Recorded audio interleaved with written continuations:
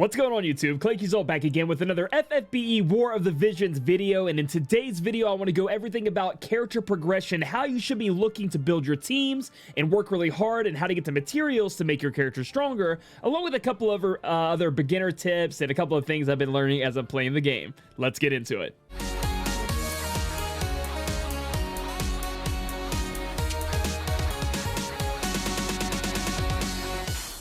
Alright guys, so here we are looking at my Medina. I've raised her a bit, but not too much. I want to go over each specific area that you can enhance a unit and where to be looking for these items that you may need, and then exactly what abilities are, how to set them, etc. So first off, as we can see to the left, we have a bunch of different stats that we can enhance here right underneath. So we have HP, TP, AP, move, jump, attack, magic, agility, dexterity, and luck. And then we have bravery and faith. These are all going to be specifically really important stats to be aware of when building our units. What I'm going to do now is I'm going to flash this answer from the FFBE War of the Visions support team, and it pretty much goes over what each of those stats mean.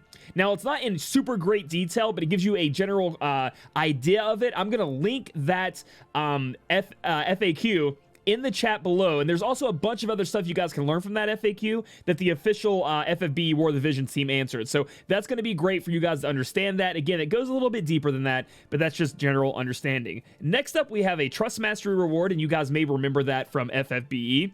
You guys can unlock this once you fully limit break, which means get this all the way up to 5, and then fully awaken, which makes them 6-star. That's when you guys are going to be able to get this TMR. It says right here, acquired after limit break 5-star, or 5, excuse me, and awakening 6. And these items are going to range from really nice equipment to it's only okay equipment, and they're really tough to get your hands on. It's not easy as easy as it was in FFBE, where we can just put it on an auto farm. This is going to take time, dedication, and unit shards to be able to unlock these, but keep an eye on those.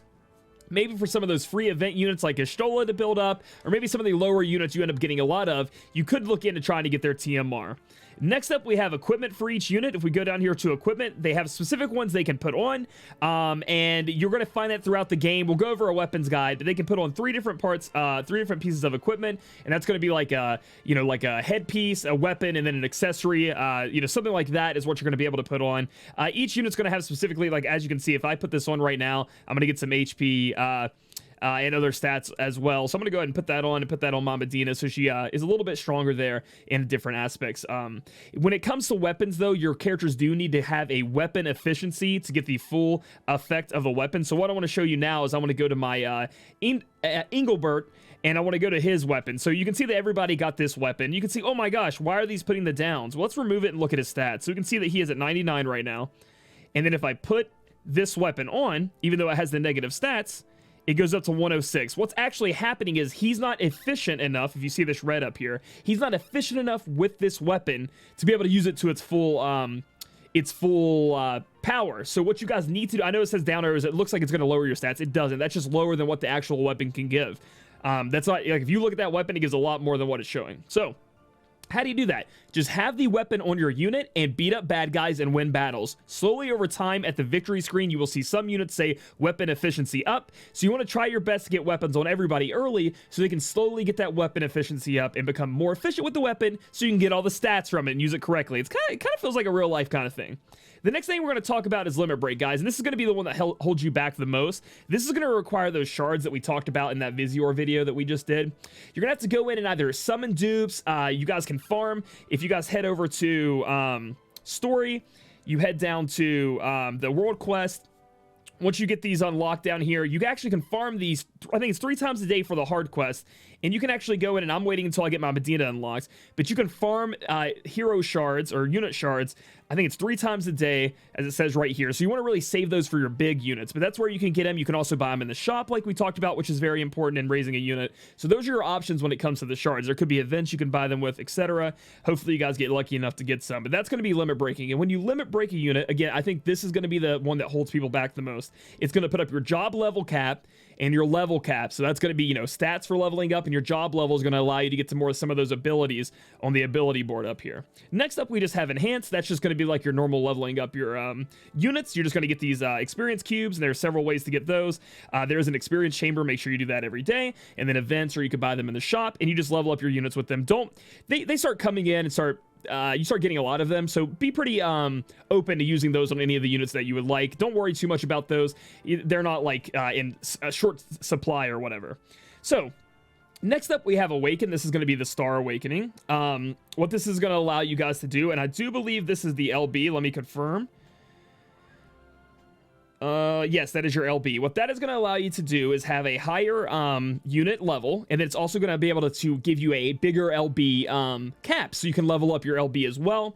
It also unlocks different jobs. As you can see, if I star them up, I'm going to get my Knight unlocked, and this is where the elemental pieces are going to come into effect, and it's going to start really grinding on you if you're trying to build a team of all light units or of all dark units. So that's something you want to move away from. If we go look at my team right now, I've built a team that's almost all different elements. If you can build a team of all different elements, that's what you're going to go for. But for me, I ended up getting Grace, and I think she's a fantastic, I think she's a fantastic healer.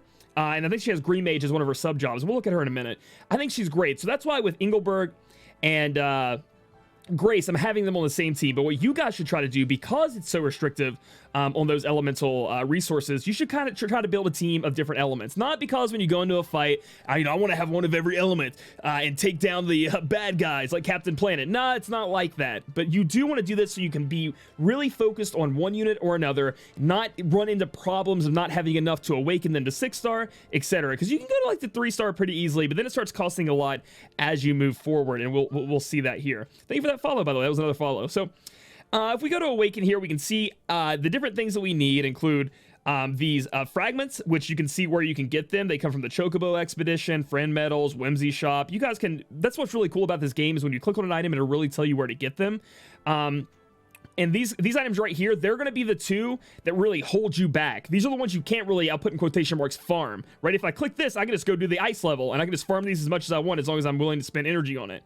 These are going to come from events, from the shop, from grinding friend points, guild points, etc. That's where you're going to be able to get these from, or you can buy them in bundles, but you can grind them in game as well in a way. So that's why you really want to stay away from putting multiple of the same element user on your team at first, right, when you're building up. The next thing I want to talk about, which I haven't gotten any of my units to, once you get to level 40, you unlock a master ability with a unit. That'll just have you go do a quest, you'll get some of the unit shards, and you'll get a master ability unlocked for them. That's why you really want to get all of your units to at least level 40 before really focusing down on one unit. For example, I'm probably not going to be able to sustain raising both Medina and Engelbert, because they are both... I'm going to see if this takes me to Engelbert. Of course it doesn't. There he is. I'm not going to be able to sustain raising both of these, more than likely because I'm not going to be able to buy both of their shards in the shop. I'm really going to have to pick one of them to really focus down on and use my Vizier on. So I'm going to choose Medina. But that doesn't mean Engelbert, I'm not going to try to get him as high as I can to level 40 or above through Awakening, etc. to maximize what I can do with him. Next up over here on the right, we do have different jobs and different job levels. You want to raise these up because they unlock different abilities for you guys to get for that job in the ability tab. At any one point, you can have 2 jobs equipped, and I'm going to show you guys where to put that on as we move forward. So one of the things I did want to point out, is because we talked about it, is you guys really want to have, we're talking about teams here. In my opinion, you want to have a time mage on your team at all times, and that's going to be that little job right here, that little job thing at the top there. That is going to be very important because they have abilities like haste, which makes you move faster, makes you be able to take turns faster, and when you get them really high-level time mages, they're going to have quicken, which is going to let you take a turn immediately, from what I understand, if you guys remember from other games. So quicken's going to be very important. They also slow down the enemy, they can debuff, etc. They're very, very strong. Next up, I put a mage on my team, I have a tank on my team, and again, we talked about this vision card right here, Vow of Love. It gives you hate +5, so it's going to allow your tank to hit an enemy and provoke them and get that hate on them. So it's very important. You can mix up your damage. I also put a white mage on my team, and I think that Grace is a fantastic one. Let's go back to the units. That's up to you if you want to put a white mage on your team. They're not absolutely needed, but I do believe I like to have that as my back pocket, and just to save me in times. She also has Green Mage, which is going to help with debuffing and buffing. So I think that Grace, if you're looking for an MR healer, if you weren't lucky enough to get Ayaka, I think she's going to be a great option for you. So let's move back to Medina here really quick.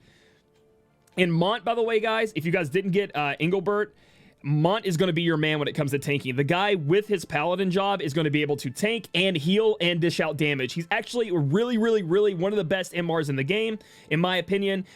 For sure, with how many of his shards show up in the shop for Gil, because you're not spinning Vizior on it, you're going to be spinning Gil. That's going to be great to be able to enhance him, limit break him, and make him even stronger. But moving on, we're going to go to abilities here, and this is when the game is going to spread wide open, right? You have these things called JP, they're job points. You guys can get them from several different things in the game. Just completing missions with this unit, letting it, slowly using this unit over and over again, auto farming. In the guilds, there's a barrack where you can get a lot of these job points, etc. And you're going to need a lot of them as you go through what I would like to call the ability board, right? So we have the ability board here. And it's pretty self-explanatory, guys. You can go through, and as you level up your jobs, for example, if I want to unlock Blizzara, I can. If I just hit this uncost thing right here, bam, I have Blizzara. So now instead of just Blizzard, I now have Blizzara. I've now unlocked that ability for my Medina to use. What you can also see is you get some stat ups. So you can see here I got AP +2, which means at the beginning of the battle, I start the game with ability points, more ability points. And the ability points are what I use LB with. And Medina is one of the, sorry, I clicked off of it. Medina is one of the best units in the game for farming because she gets so much AP up, which you guys can already see that I have, I've just unlocked this AP +2, and she already can LB on turn 1. So that's really good for you Medina fans out there. Get that, and she's going to be doing her AoE LB turn 1 right off the bat when she's auto farming. We can look around. You guys can go and look at the different abilities each of your units can get, and slowly but surely you're going to start unlocking all these abilities with their different jobs and setting up your unit. If you look, if I want to make Blizzara stronger, it's going to cost me a little bit of gil and some job points, and I can slowly enhance that up to level 20, and that Blizzara is going to get stronger and stronger, and, be doing more damage. So you really want to, when it comes to unlocking stuff, I think you can kind of unlock things freely so far that I've seen. Correct me if I'm wrong in the comments again. I don't want to be doing any misinformation, but when it comes to leveling up your abilities, it's tough because of the JP cost. It's not like JP cost, you can't get a ton of it, right? Through farming and leveling up your units, etc. You're going to get a lot of it. But in the beginning, I would kind of hold off and really pick the abilities you think your unit's going to use a lot, or maybe your auto unit uses a lot, right? Because you can dictate kind of what the auto does by making the abilities you want the auto to use more powerful, because the auto AI in this game is going to use the more powerful ability, which is going to be important down the road when we talk about using Mug and stuff like that from your thieves. So that's going to be up to you. Looking at the ability set, you can see that we have our main command, which is our main job, and we have a sub command. Now, I haven't unlocked any other jobs with Medina, for example, but if I would like to use some of those abilities from those other jobs, instead of just Black Mage, I'd go ahead and click on this and click on that sub job. That will allow me and my Medina to get the benefits of that sub job, whether it be her, I think she has Ninja, and then what was the other one? Let's go back and look, guys. Ninja or Green Mage, so she can help with buffing or debuffing, or you could give her Ninja to have some of those moves that will help her move around a little bit better, and passives and stuff like that. So that's going to be something you need to be aware of. Like Shuriken, for example, it's a Ninja based move, deals non-elemental damage and a small damage to target, so it's like a range attack she could use physical. So that's something there. Another thing we do at ability set is we have 2 support abilities we can put on. So if we look at her first support ability, it just puts her magic up. So we can level that up and have her magic go up. We do have a reaction ability. So sometimes when a unit gets hit, and if you guys have looked through the link I sent you, you will have a chance to have your reaction ability happen. And for example, if magic counter procs, she's going to have a chance to counterattack when taking damage. So she's going to do, you can see the range down here and all that good stuff. That has a chance to proc, and we can level that up as well, as you can see, from level 1 to 20. We do have LB here. We have Cosmo Plume, and you can see that's her LB I was talking about. She uses at the start of battle, and I can level that up as need be. So that's just going to be an initial brief look at this board and explaining it. Again, we'll get into more detail as we move through the game and learn a little bit more, but that's just a general use as we see it there. Now, talking about farming for these materials, how do you get these materials? Well, I'm gonna go back to the units real quick. I know I just left out of there. The anytime you guys see these yarn balls, these rainbow yarn balls, you're gonna want to try to get your hands on them, whether it be buy them in the shop. Right now I think in the shop you can get a couple of them for $1 million, or maybe even just one. You want to get them in the shop for like the $1 million. In the Awakening category, eventually you're going to need rainbow rocks. You're going to really want to try to get a hold of those. Again, you're going to get them from events, from different shops, buying them with your friend points, your guild points. Those are the ones that are going to be really tough to get your hands on.